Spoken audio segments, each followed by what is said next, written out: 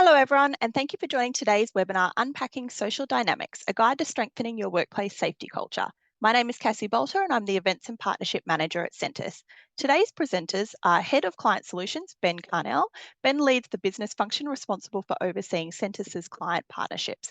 An experienced psychologist, he brings a strong background in performance psychology and offers expertise in cultural diagnostics, strategy development, and program facilitation and leadership coaching to drive individual, team, and organisational improvement. Joining Ben today, we have Dr. Amy Hawkes. Unfortunately, Adriana, who was meant to be presenting with Ben today, couldn't make it. So we've got the lovely Amy stepping in for us. And Amy is the head of psychology at Sentis. Amy brings best practice insights to business, strong statistical skills and applied research methodology to her work. Amy leads the research team and provides strategic guidance to the assessment tools and reporting offered by Sentis. Thanks again for joining us today, and I'll now pass over to Ben and Amy. Wonderful. Thank you very much, Cassie, and good to have everyone on the call today. Looking really forward to today's webinar and the topic that we're going to go through. We've got a fair bit that we are going to try and cover off on today, and we'll do our best to get through as much of that as we can. There we are. Wonderful. Before we do start, we do just want to acknowledge the traditional custodians throughout Australia, and we recognise, we've got some international participants in today's webinar as well, and we recognise their connections to land, waters, and community. We acknowledge the traditional owners of the land on which we all meet today, and pay our respects to elders past and present. We do extend that to Aboriginal and Torres Strait Islander people here today. We do this because we value the Aboriginal and Torres Strait Islander history, culture, and knowledge as well. For those that aren't familiar with Sentis, and Cassie has just introduced myself and Amy there. We've both been with Sentis for quite a while now. But Sentis, for those that aren't familiar, we're an organisation management consulting company that supports organisations to work through complex safety challenges. Often those are safety cultural challenges, but extends into safety leadership, psychosocial safety, critical risk, and all the elements that make up creating a strong performance culture, safety performance culture within organisations as well. This is our mission as an organisation, and if you haven't seen one of our webinars before, you'll see this sort of imagery come through in what we do and what we talk about, because really our approach to safety is that we like the result that we get from safety, and safety is about protecting us for something, not necessarily from something because we have to do it. We like the result for these exact moments that you see on the screen just here as well. By means of an agenda today, I said that we've got a fair bit we are going to try and get through today, so we'll do our best to get through as much of that as possible. In terms of our of an agenda, and it just looks like the slides are just moving a little bit slowly. They're still working up. We're going to go through some, we're in a fortunate position and headed up by Amy and her team. We've got a lot of diagnostic data, and we've spent quite a bit of time over the last little while pulling out some insights from that data to talk about the experience of safety. So we're going to jump into that a bit today. We're going to talk about, in particular, the social experience of safety, and I'll touch on that in a moment. But some really good insights, in particular, in the social experience of safety. We're then going to jump into some of the opportunity areas, and there's 3 opportunity areas that we're going to touch on in particular as well. What I want to talk to everyone about first is what we call positive safety. And again, for those of you that have jumped on a Sentis webinar before, or recently, certainly, you would have heard around this notion of positive safety, and it's a conversation that we're having with a lot of organisations at the moment, inviting organisations to actually think about, well, where to in the next safety journey in terms of where organisations are heading. What we're inviting organisations to look at in this notion around positive safety is, for a long time, and it depends on the industry, but for a long time, safety has been focused on the avoidance of things or the absence of things, which is a challenging thing, and I think has made the safety space quite a complex landscape, because to measure the presence of something by the absence of something has its restrictions.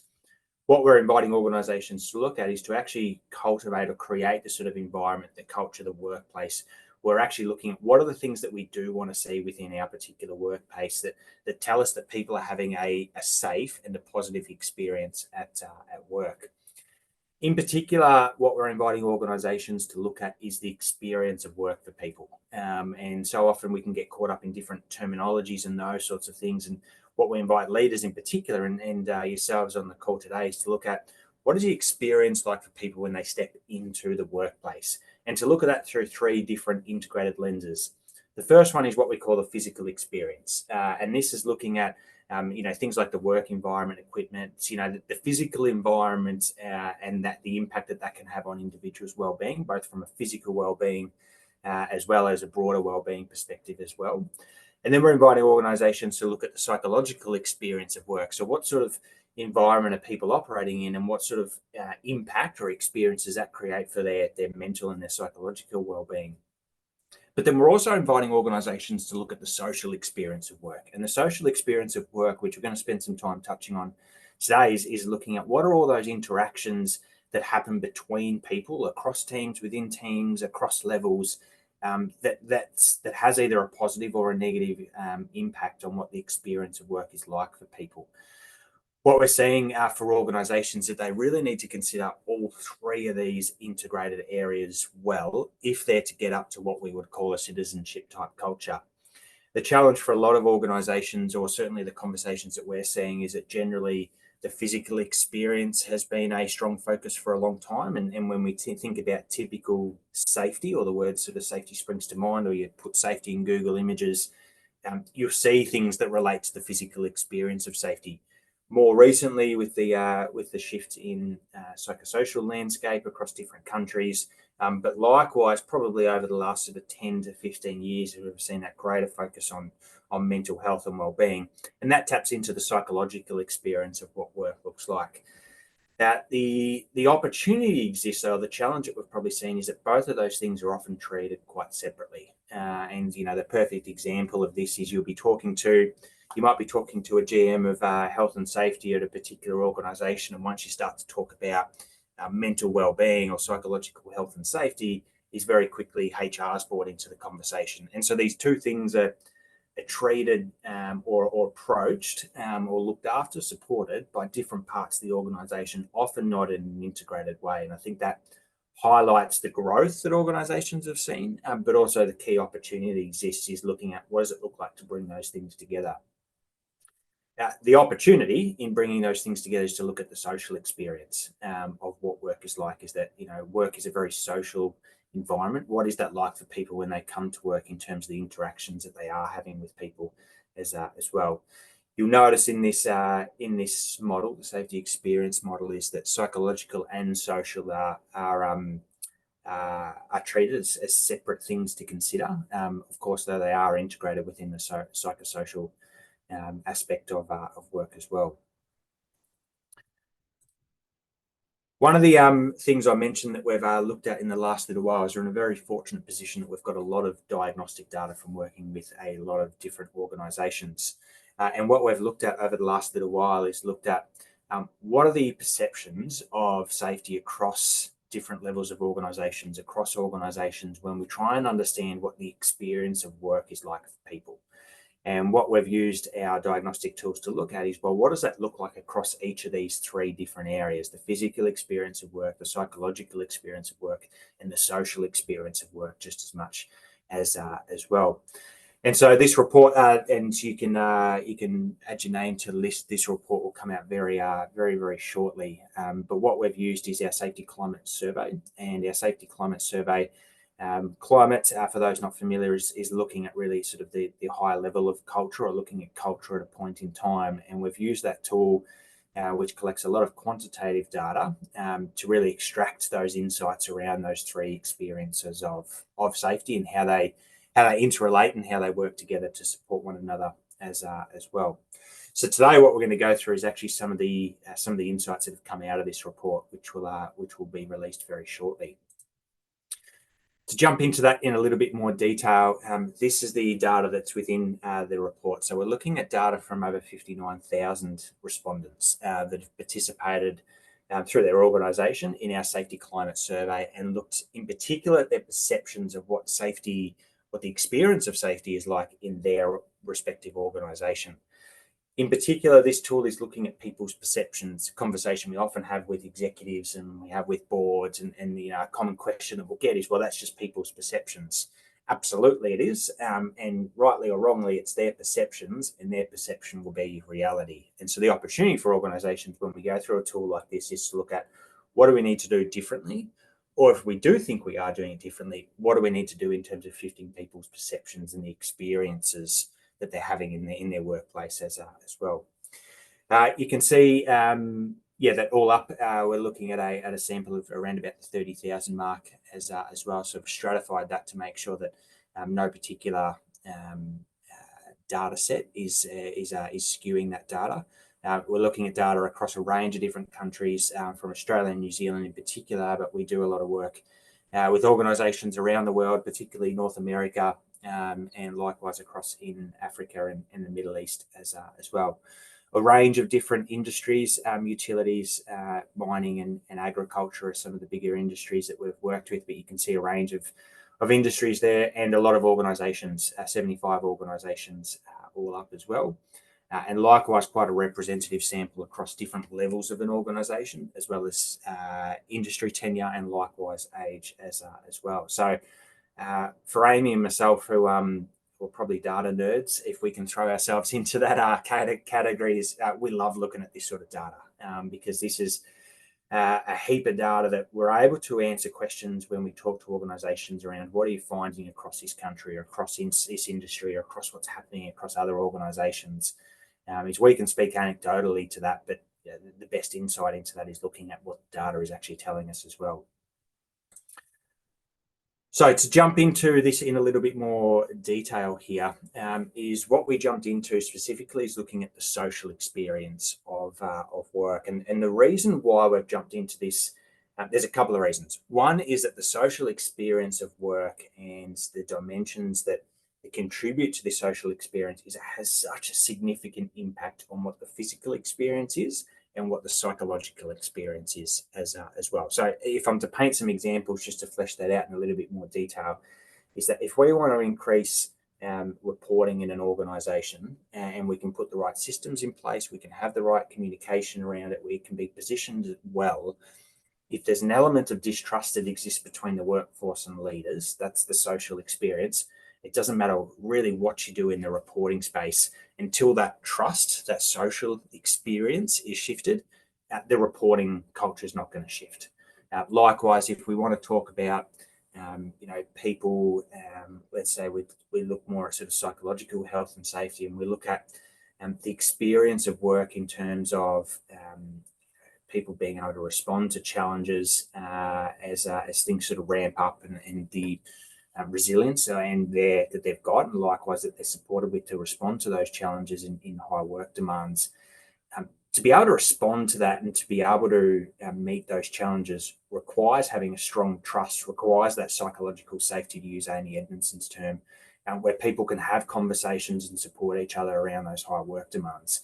If you haven't got that sort of trust that exists, or that sort of social interaction that exists between people, people being able to respond to those high work demands or low work demands to that point as well is not going to work without that social experience being considered in the mix there as well. The other part, and the other reason why we're going to touch on this, is one, some of the greater strength, or some of the more significant strengths and opportunities popped out in the social experience. But it's also, and to my examples earlier on before, it's such a key area that we find organisations have got the opportunity to shift, and that shifting the social experience is one of the things that will shift the other experiences of safety just as much as well. I'm going to show a short video here, which I think taps into some of the underlying considerations and the underlying science around the social experience, what it is, but also why it's really important to consider when we're looking at shifting the broader safety experience for people as well.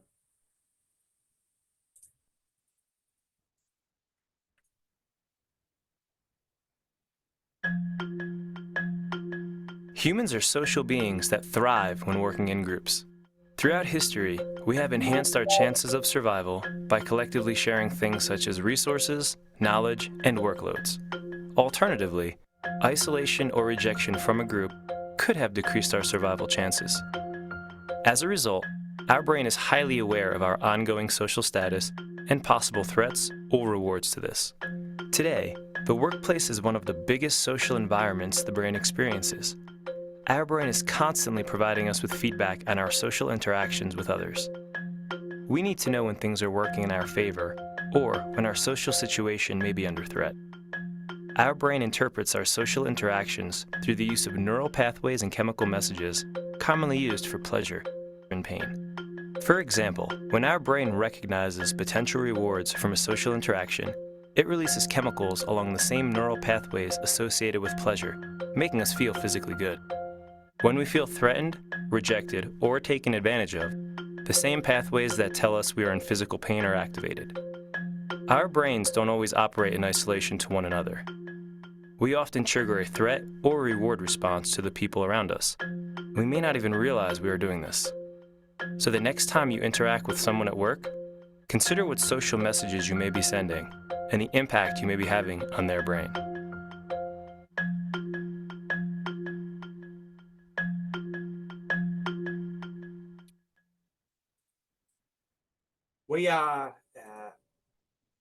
If we could just go back one slide, thanks, Amy. My eagerness clicking through there is we're incredibly social creatures, and that won't be a surprise to many people on the call here. This dates back to very primitive times in terms of how we operated as humans. Is we as humans learned very, very quickly that in order to survive, and we're going back to very primitive times here, in order to survive, we needed to operate as a group. In terms of going back to hunter and gather type times, is that we needed to operate in a group environment. Where we weren't operating in a group environment is that what our brain would realize is that actually there's a threat to our survival here, and that becomes a very stressful situation. So what that looks like is we go back to primitive times, and we've got to hunt down an animal in order to feed the village or whatever it might be that we're operating in. In order for us to hunt down that animal, we learned that operating in a group environment was the best way to do that. We're hunting down the mammoth or whatever it might be. A group environment, a group team to achieve that is going to help us get there. But likewise, if that mammoth or whatever the animal was turned around and started chasing us, our best chance of survival was in a group setting. And so right back to primitive times, and that's then continued on to how we go about functioning today just as a society, is that we get stuff done as a group. Even individual tasks, there's a group contribution that has a role to play in that. And so our brains over a long time have really started to look at this in terms of, we look at what are the things that tell us that we're part of the group, and or part of a group, and what are the things that tell us that we're not part of a group. And these sorts of things can be both rewarding or they can be threatening in terms of what our survival is likely to look like as well. The challenge within this is that our environment has changed quite significantly. We're not hunting down animals or mammoths. We're not sort of having to protect ourselves from animals out there in the wild so much anymore. But we're still operating in this very social environment, and this far more complex social environment. But our brain is still operating off that same mechanism, very advanced mechanism, but it's now operating in a more complex and a different environment. The brain in itself looks at what are those things that tell me that I'm part of a group, and what are those things that tell me that I'm not part of a group. And we start to look at this in terms of the psychosocial space, in terms of looking at some of those factors that may fill our bucket, and some of those things that may drain our bucket, and some of those psychosocial hazards that we may be exposed to on a day-to-day basis. This is looking like not having clarity in our role, or not having support from a leader, or having high work demands, or having low work demands, having high autonomy, having low autonomy. All these sorts of things trigger the social brain, because subconsciously they're telling our brain we're either part of the group or we're not part of the group. If I'm to take, for example, support from a leader, is that if I don't feel that I've got support from a leader, that is a very threatening experience for my social brain to go through, because my brain is going, maybe I'm not part of the group here. On the flip side, if I am getting supported very much by my leader or by my team or whoever it might be, that triggers a reward response in the social brain, and we start to feel part of the group. I mentioned before that our brains haven't evolved too much for a long period of time, as advanced as they are. And what actually happens in the brain is that the same neural pathways are triggered when our social brain, when that threat response is triggered, as it would be if we're exposed to a physical threat. So what I mean by that is that if someone was to ignore our efforts or to not include us in a particular task or project that we might be working on, and then we experience that will trigger the threat response within our social brain. But it's the exact same neural pathways that are activated if we were to be out there in the wilderness and we come across a lion or we come across a snake or something to that effect. So the brain is actually not very good at working out what is a real threat and what is a perceived threat. The threat response just kicks in. Naturally, as you're exposed to a physical threat, as might be the case with a social threat, is that stress response starts to kick in more and more the more threats that we're exposed to. With a lion or a snake, it goes right to maximum pretty quickly, but as the social threat gets triggered, that starts to accumulate where our stress response will then kick in.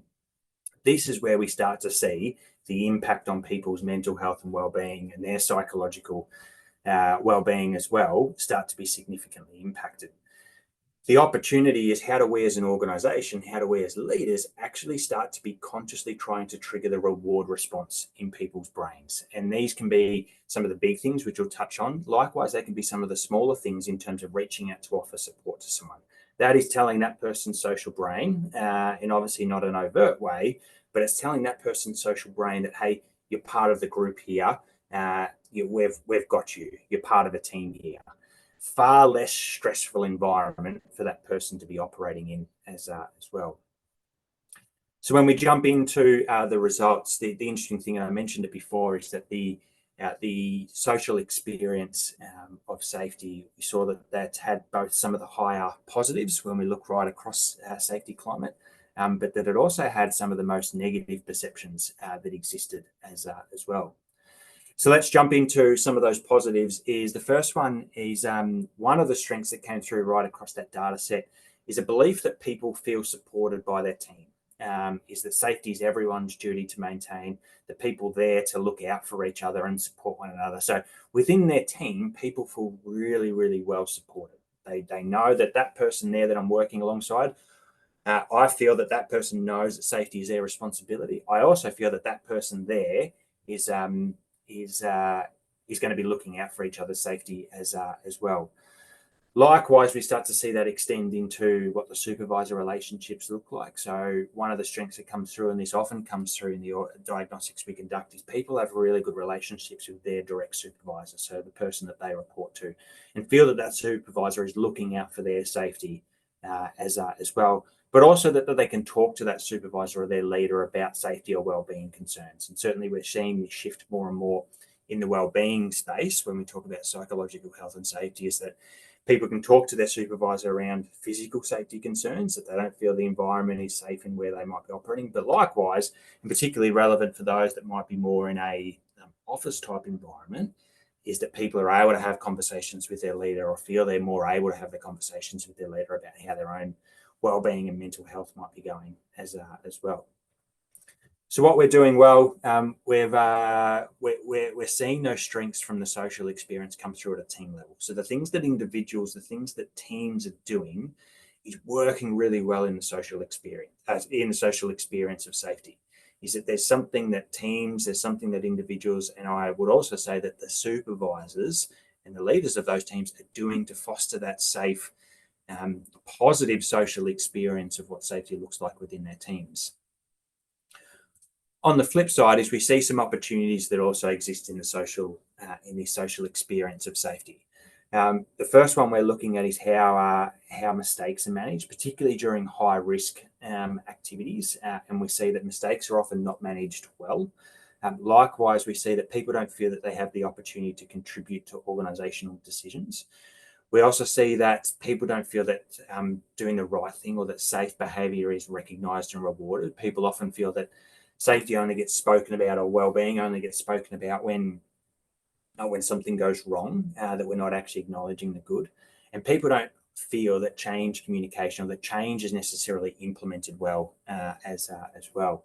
So these are the 4 areas that came in the last when we look at that social experience of safety. What's interesting about these ones and really stood out for us is that all of these areas actually relate to the organisational level. Is that different from the strengths areas, which are very individual and team oriented?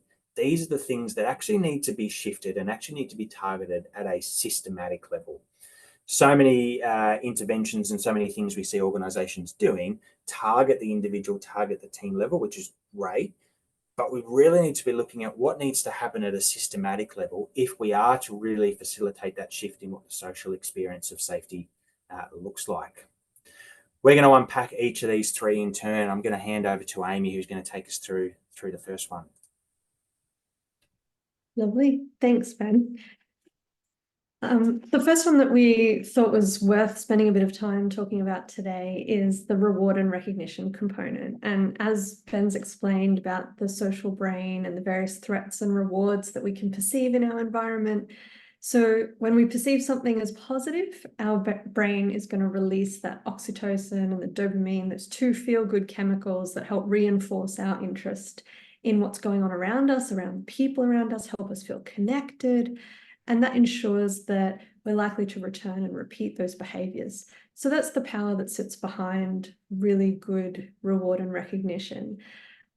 Interestingly, some of our research with safety leadership is demonstrating that safety leaders are not always able or confident to do that reward and recognition part of their role.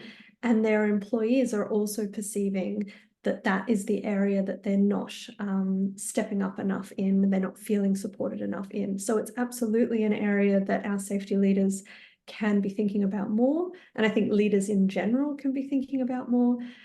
It's also really interesting at this point to think about how reward and recognition programs can support our sense of satisfaction and our sense of motivation.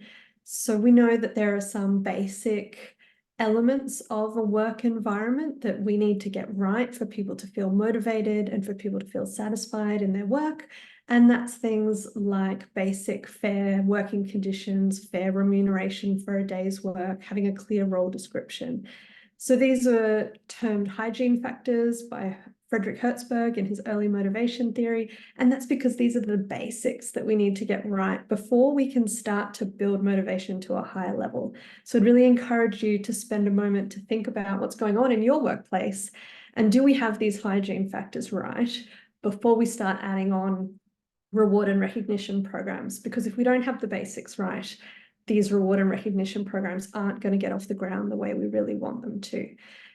If we feel we've got our basics right, then we can really start to think about those higher order factors. So those motivating factors, as where people feel connected to the workplace, to the values. They feel that their work they're doing is meaningful and useful. And they also feel, as Ben was talking about before, that sense of connection and support from the people around them. And that's one of the things that's really interesting to see in that social side of the safety experience, and the fact that that team and direct supervisor is meeting some of those needs at the moment.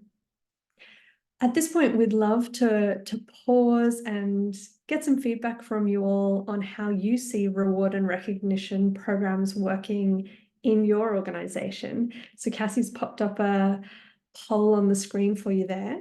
If you click on the one that you think best represents how your organization recognizes and rewards safe behavior, it could be not well at all. So perhaps it's only recognized based on performance targets. It could be not great, but people are trying. It just doesn't happen consistently. It's on its way. They have you've got the processes in place, but the business doesn't seem to engage with it. Could be fairly well done in your organization. Leaders are regularly recognizing workers for safe behavior, or potentially you're doing really well. So leaders to workers, peer-to-peer, cross-team safety recognition is all occurring regularly. So I'll give you a second to pop your answer in there while the poll's open. I'm really curious to see how you think things are working in your organization in this area. How are we going, Cassie? Yep, I will close it down now. Thanks.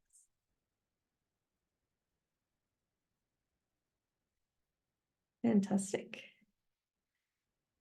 That's great. Okay, so we've got 16% sitting at not well at all, about 20% sitting at not great, and 31% sitting at we are trying. So more than half are sitting in that not doing quite as well as we'd like, but on our way. And 29% sitting at fairly well and only 4% doing really well. So we need to learn more from those 4%ers at the top, hey? Any thoughts on that one, Ben? Yeah, I think the thing that jumped out for me is, yeah, there was more probably in the first two than what I was anticipating, which is good. It's good that we're acknowledging that as well. Yeah, but yeah, there's always, it's one of those things that's never a destination you get to and it's done. It's always something you're evolving in this space as well. Yeah, absolutely. Very true. And that's the other interesting thing about this. It's not going to be a one-size-fits-all model for every individual either. There's going to be some individuals that are not going to enjoy being called out in a public forum for a moment of recognition, and it's actually potentially quite socially threatening for that individual. So as a leader, we need to be thinking about the individuals in our team and how we might be able to adapt our various different options for recognizing positive performance and positive behavior. It's an area where we can do some more. Cool. I wanted to spend a bit of time talking about how our brain works, and why this reward and recognition is important, and how we need to feel that we're being heard, that we're being seen, and that we're being valued in our day-to-day work. And it connects really well with that social brain response and what we know from self-determination theory in terms of some of those key drivers behind people's choices and internal motivations, the reward and recognition that helps build that sense of relatedness, that sense of connection with others. And it also helps build your sense of competence, so your sense of confidence in your ability to be doing work well and doing work properly. And that feedback is really important for continuing in our working day. So it's a really good ongoing way of showing appreciation and affirming those positive effects and of workers on a day-to-day, showing that gratitude is really motivating to people. And workers who are feeling appreciated are more positive about themselves and their ability to contribute. They feel more satisfied. They're more willing to help others and solve problems more creatively. So overall, there's lots of really good benefits from working in this space and trying to think about how we can reward and recognize our people better. So some of those other benefits on top of good reward and recognition include some performance improvements and a stronger culture and cultivating that sense of belongingness. And it really makes sense to us, you know, with our psychology backgrounds, that having that sense of connection, that sense of belongingness, that sense of being part of a team, part of our social circle, really helps us feel satisfied and motivated in a day-to-day work. And this is really important part of what we can do to recognize and improve the day-to-day work experience and reduce people's experience of stress as well. So we know that reward and recognition, support from our leaders, support from our team, are job resources that help us deal with some of the stressors that might come up on a day-to-day basis as well. So if we know that there's lots of good positive things about good reward and recognition programs, why do we have so many organizations, and we saw it in our poll, that are just feeling like they're not quite hitting the mark and not doing it as well as they could? So what are some of the things that organizations are not setting up to the best extent possible? One of the main reasons here is that there's often no buy-in. So sometimes these reward and recognition programs can come a bit out of the blue. The leaders that are meant to implement them, they don't fully understand it, or they don't think it's necessary, they don't think it's important, and therefore they don't use it. So people hear about these programs that might exist in the background, but they don't actually see them being implemented. And that's because there might be a lack of buy-in. In some more negative safety culture environments, we might even see people who will make fun of these reward and recognition programs, you know, who will sort of have a bit of a joke about them. And that's, again, going to undermine the potential for these programs to achieve what we're trying to achieve. Another issue is if the rewards are too infrequent. So this is where, you know, if you feel like you're working really well, you feel like you're demonstrating the behavior that people are looking for, but you're only getting recognized, let's say, once a year, it's not going to be sufficient to actually reward and encourage that behavior. On the flip side of that, we can actually completely undermine our reward system if we're overusing them. So it's a fine line that organizations are walking here to ensure that we're calling out good behavior when we see it, and that we're not making it seem cheap because it happens all the time. Right. The third thing that organizations tend to get wrong with good reward and recognition programs is they have an over-reliance on tangible rewards. So these are sort of perhaps more physical rewards, like a gift voucher or something like that, that can create that expectation of a reward. So you don't want employees to only display behaviors that you're looking for when they feel they're being watched by the person who has the gift card or the voucher to give, or potentially that people are feeling like the reward isn't really what they're looking for either.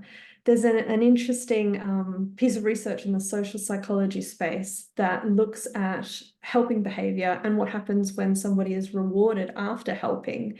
And often people help for that intrinsic sense of social connection, not because they're seeking a reward or a gift card at the end of it. So by giving that reward, we can actually change the way the person feels about that helping process. It changes the motivation from being something that's quite internal to something that's potentially a bit more external. So it's something for an organization to think about and navigate. How can you call out those positive moments and contributions with public messages of thanks, with storytelling, with moments of conversation, so that it's not just about, hey, here's something physical as a tangible kind of reward.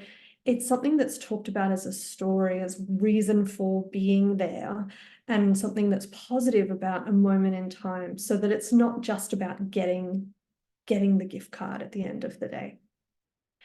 The next issue that we see is organizations not making it meaningful. So if you're just saying, great job team, at the end of every day, people might start out going, oh, that was really nice. But after a couple of weeks, a couple of months, that's really going to lose some of its meaning and some of its importance to people. And so that effective recognition really needs to be focused on something specific and delivered in a way that really clearly identifies what the employee has done well.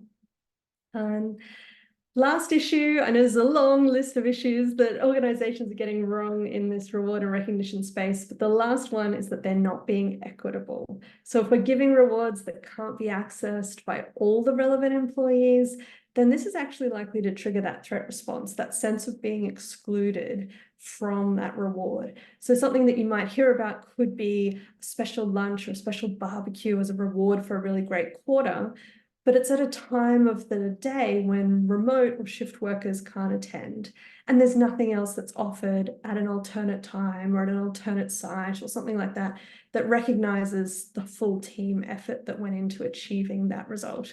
And that's where people can then feel a bit excluded from that process. So there's a lot for organizations to be thinking about. There's a lot that organizations can be doing to improve their reward and recognition processes.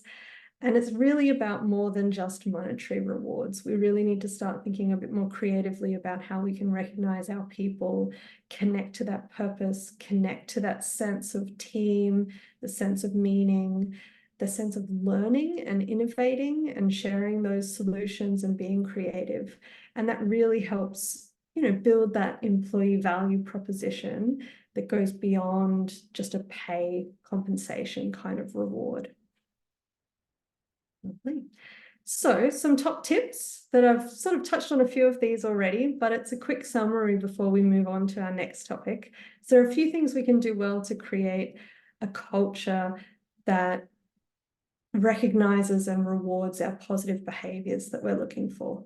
So we want to be recognizing people frequently, making sure that it doesn't become an expectation. We want to link recognition to specific actions and behaviors, ensure that safety is rewarded similarly to production, quality, and efficiency. So if you've got KPIs for some of those things, how is that being played off against your safety expectations? Help people identify positive safety behaviours by linking them back to those organisational values. Reconsider the use of financial incentives that might be linked to your KPIs, and support and encourage peer-to-peer recognition, both within teams and across teams. And consider what will motivate your people: access to your CEO, potentially, development opportunities, could be time off work, could be better parking. We've heard of one organisation that does that. It could be gift vouchers or tickets to events. Again, pairing some of those tangible rewards with the recognition and the storytelling and the conversation about what it was that this person has done well to really help connect to that sense of meaning and purpose. Is some of the tips that we've got. If people have sat and listened through that set of reward and recognitions and it's prompted some additional examples or ideas, we would love to see them in the chat and hear about what's working well for you as well. And we're going to come back to some of the chat comments and question comments towards the end. Ben, I'll throw over to you. Yeah, I think at that point I can see some of the comments coming through as well. Is it's really people can sometimes overcomplicate reward and recognition. They become too restrictive. It's one of those things that you just got to just do as part of PAU, for want of a better term, and that particularly applies to leaders as well. And so one of the comments there, sort of touching on it, Blaine was talking to, is attributing that to not necessarily, or certainly not just the outcome, but actually what it was that the person did to help get that outcome. So rewarding that part, sometimes irrespective of what the outcome might be, particularly if that is a demonstration of the value or what the sort of safety culture that you are trying to create as well. So being able to use attributions for those familiar with that leadership tool to actually utilize or communicate that recognition in terms of how it's been anchored to something as well. The other part that we often talk about when we talk about reward and recognition is no one ever left an organisation for feeling overvalued. And I say that with some jest, but also some seriousness as well. Is that people generally leave an organisation because they don't feel valued. I think particularly those that are on the safety journey and don't feel that that's being recognised. At best case scenario, they'll disengage with the with the safety journey that you're on. That's best case scenario. So that's an invitation for everyone. In the next area, what we're looking at is how we manage mistakes and how we manage errors. And this is another area that organisations often get wrong or don't get right consistently, is probably the best way to term it here. So often what we see is that you look at when mistakes, and they can be some of the smaller mistakes, the day-to-day things, that pop up. Those things will happen if you've got humans in your organisation, but also some of the bigger things, particularly if we're doing high-risk tasks and there is unfortunately an incident, what does that post-incident review process look like? Is it there to find out who did the wrong thing and where, and by where I mean the who in terms of things fell down, or is it there to actually go, hey, there was an outcome here that has significant impact on people or a person, not the desired outcome, but how do we make sure that doesn't happen again? It is very much framed as that learning opportunity. The next thing to consider is how often we actually talk about mistakes. Is do we actually create a culture where people are comfortable being vulnerable and comfortable saying, hey, I got this wrong, or hey, we made this mistake here. And that may be irrespective of the outcome. The outcome that could happen might not have happened, but are people going, hey, we did this and I got this part wrong, I just want to flag it so it doesn't happen again, and then could lead to that outcome potentially happening as well. Do people feel comfortable to discuss those mistakes just on a day-to-day basis as well? And then how well does the organisation move from that mistake to quickly looking at sharing those lessons learned as well? And I think this is an area that organisations can do a lot better in, because often those lessons are disseminated and it'll be an email that will get lost in everyone's inbox, or it'll be an A4 page that's printed and put up on the board in the crib room or an office, something to that effect. Is how well are we actually taking the opportunity to say, hey, this happened, here's what we learned from it, and then facilitating that conversation around how do we make sure it doesn't happen again as well. This one's quite an interesting area, because what Amy touched on in her section there is looking at what are the things that trigger the reward response, and the absence of which is obviously not what we're trying to chase. But here we're looking at what are those things that not just don't trigger the reward, but actually trigger the threat response within the social brain as well. The reason why we see that mistakes are quite a threatening experience for an individual's social brain, and we can see, and for those that have made a mistake before, I'm sure there's some of us on the call. I'm sure there's some on the call that have never made a mistake before as well, or would say so. But when we talk about making mistakes, of which we've all made, I'm joking, of course. It's a stressful situation for our brain to go in. Adrenaline kicks in, cortisol kicks in. No different to being exposed from a brain perspective to being exposed to that snake or that line that may come across our pathway. And so what that will do is it will start to fuel particular thoughts within our brain around, well, I don't want to own up to that mistake because that's going to put me in a lower social standing, or it's going to potentially compromise my position in the group. I'm going to look stupid, or I'm going to look incompetent. I'm worried about what the response might be from others, that my leader's going to, have a go at me, or that others in my team are going to have a go at me. I may be ridiculed by my team members, even if in a banter way, in a way that isn't, that isn't necessarily, harsh in terms of what that banter might look like. But I'm worried about being on the receiving end of that, even to more, or more some of those extreme experiences of, people losing their job as a result of owning up to mistake, or, people being demoted or not getting a promotion, compromising some of those reward and recognition things that Amy spoke about earlier on before. You can see very quickly that once those thoughts start to enter the mind, the natural response, and welcome to being a human being, is to go, well, I'm going to step back, or I'm going to try and either sugarcoat what that mistake looks like, or not talk about it, or just see if we can get on without, this near miss has happened, well, we just won't talk about it, and nothing happens, and then great, my social position isn't compromised at all through that. The challenge within that is that can very quickly, and it can be a little bit of a runaway carriage here, in terms of once those experiences of people start to enter how they operate, or what their experience of the workplaces look like, it starts to perpetuate itself more and more. Particularly if people can get away with not talking about mistakes, or particularly if people do talk up about mistakes, and this is often the big challenge, is that people will own up to where something goes wrong or something doesn't quite go right, and very, very quickly the response that they received is a threatening response from a social brain perspective, and they'll go through that process, but you can almost bet your bottom dollar that the next time that happens, they're avoiding either that situation where that mistake could happen, or what they're avoiding is talking about what that mistake looks like, or certainly talking about it openly as well.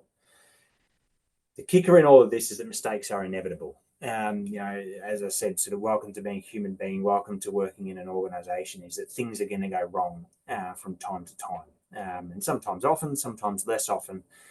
How leaders react to those mistakes is one of the most critical things that set the organisational culture. And so often we'll do diagnostics with organisations where they'll talk about strengths, and there'll be opportunities that will come through in those results. Where the big challenge exists, though, is that the comfort or the trust of people speaking up when things don't go to plan or things don't go to right is not there. And so the opportunity to address some of those other opportunity areas, or harness those strengths more, is compromised, because there's this element of distrust that exists across the organisation. Where we start to see, and we're seeing this shift, which is really, really, really, really exciting, I think, in a lot of industries, is that we're shifting away from trying to attribute blame when things go wrong to more looking at them as learning opportunities. But where that blame does exist, or people feel that their accountability is seen as them being blamed for something, you see that resentment, you see that distrust, you see within information start to get withheld, and a lack of accountability as well, which will often play out where people are reluctant to want to engage in that activity again for fear of things going wrong, or people just not speaking up when they do go wrong. The leader role is really, really critical in this space. It's really, really critical in this space, and we're seeing the process that exists around, incident investigations, or when we're trying to understand near misses and have those conversations in pre-starts, one-on-ones, team meetings. We're seeing the process around those things shift to away from blame. The challenge, though, is that, and this goes for all leaders, and the invitation is that people pick up on emotion really, really quickly. Really, really quickly. And so there's a lot of conscious effort in terms of how we respond. But, for anyone familiar with Paul Ekman's work, is that, we pick up on emotion, in milliseconds. And so how we as leaders are prepared to respond when mistakes do arise is the critical piece, is being comfortable that mistakes are going to happen, and how do we position ourselves to be ready to respond to those mistakes. That fosters the culture of being open. It's, there's a big difference between that initial disappointment, frustration, anger that might only be a very brief second or two, and then going into exploring what could have been done differently or how we learned from it, versus being prepared to jump straight into that conversation. That's a big distinction that's going to set the culture differently as well. So some things we can do differently in this area: make it easy to report, particularly when we're looking at some of those bigger mistakes as well. Is create that process or that culture where it's not about attributing blame. There is an accountability piece, absolutely, but make sure that it's not about attributing blame as the primary motivation through going through those processes. Making sure that we reward and recognise, back to Amy's point, and people demonstrating the things we want to see, those open conversations. We're focusing on continuing improvement. We're helping people, or we're holding people to account, particularly for repeated mistakes. That still is important. That we're holding our systems to account, and we're trying to create a culture where, to my point made a few times in this section, mistakes are going to happen, and it's how do we respond to those each time that they do pop up as well. The kicker in all of this, and for some of you may have seen an article that came out last year, quite a good read in terms of the no blame culture, that says, it's got some traction over the last little while. That could go too far. And that's certainly what this research is alluding to or highlighting and opening up for consideration, that can we go too far where people aren't being held to account in that process as well. So it's something to really look at, and a big part of that is how the leader actually facilitates those conversations, whether an incident investigation or whether it's just a general one-on-one type conversation.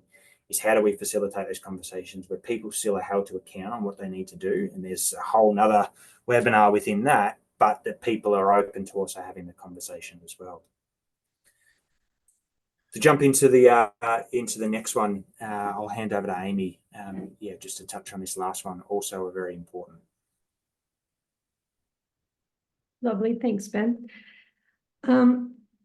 Just also mindful of the time and thinking I might do a bit of a quick run through this one. It connects really well with what we've talked about already in terms of rewarding and recognizing and responding, as Ben was just saying, really with that positive mindset of learning and trying to understand what's going on after an incident has occurred. And that employee input in decision-making is something that did come out in our social experience of safety and the research that we've done in this ebook that's about to be released. And so those top performing organizations are far more likely to have senior leaders spending time out in the field, talking to workers, informally gathering that information about what's going on, what they could be doing better. And as a result, we're seeing employees who are more likely to feel comfortable sharing errors, who are more likely to have that increased trust with their leaders and that sense of fairness about their processes. So a quick poll here on the screen. How well do you think your organization is giving employees the opportunity to have input into decision making? So not at all. Perhaps there's just a little bit of employee satisfaction surveys or engagement surveys, but outside of that, we don't see much. Not great occasionally, but decisions are still made by the people in charge. Asking employees for input, but not getting much engagement or useful input from that process. and fairly well, got good processes in place, do the best to take that input on board, or absolutely excelling. Decisions are made by the lowest possible level. People feel empowered to make those decisions that impacts them and their team. All right. See what we've got as a very quick response for those that answered quickly. Lovely. Okay, so we've got 2% sitting at that not at all, 34% sitting not great. It's not flowing through to the decision makers as often as they'd like. And then the majority of people sitting in that fairly well and asking for input, but not always getting what they're looking for from their people. Really great. Thank you so much for quickly doing that. I know we didn't have a lot of time for people to jump on, so appreciate that. It is a really common thing for organizations to try and do better. And I think this is why we see a lack of opportunities to provide input as being perceived as a threat by our people. They don't feel involved in that decision making. They don't feel trusted to be making these decisions better. And that ignoring of employee feedback or not closing that feedback loop on why a different decision was made is what's breaking down that trust going on into the future. So what we really need to be spending time doing is getting our people involved, and as often as we can, providing that information back to them of what has occurred and why. So we may not always be able to act on the information that they've given us, but if we can give that information back about why it hasn't been solved in the way that they would like, or what you have done to solve it instead, or what you're working on doing, if it's something that's going to take time to solve, it can also be really helpful to acknowledge that and give that information back. One of the questions that came up in the chat, I noticed, and it also came up in our pre-webinar, was how to get more people involved in that input process. So there's a few tips here around conducting problem-solving sessions for doing that. So getting people in with the express purpose of sharing ideas and brainstorming and being really open and positive in that process. And what we want to be doing there is getting a really diverse lot of voices in the room and ensuring that our senior leaders are not jumping in first with their opinion, that they're coming in later in the conversation to share what they think might be going on after they've listened and actively listened and really taken on board the feedback and the problem-solving process. The effort that's involved in using a suggestion box, it's not a stick it on the wall and walk away. That opportunity to give feedback is going to be so important. Getting back, calling out the information that's come in so people know that it's valued, that it's used, that people think about the information that goes in there. And lastly, as Ben was just talking about before, that sense of threat can really come when our leaders have that reaction that makes us feel like we've done something wrong. And that's something that we really want to be working on improving as well. That was a really fast, quick run at the input, but I'll throw over to Ben, who's going to share a little bit about our ebook, and you can pop in your details if you'd like to receive a copy. Yeah, thank you very much, Amy. And I said at the start, we've got a lot that we want to try and cover off on, and we got through as much as possible. It's a really, really, I think, useful and timely conversation, as particularly as sort of psychosocial is getting legislated. More organisations are looking at the social experience, and I think data like this.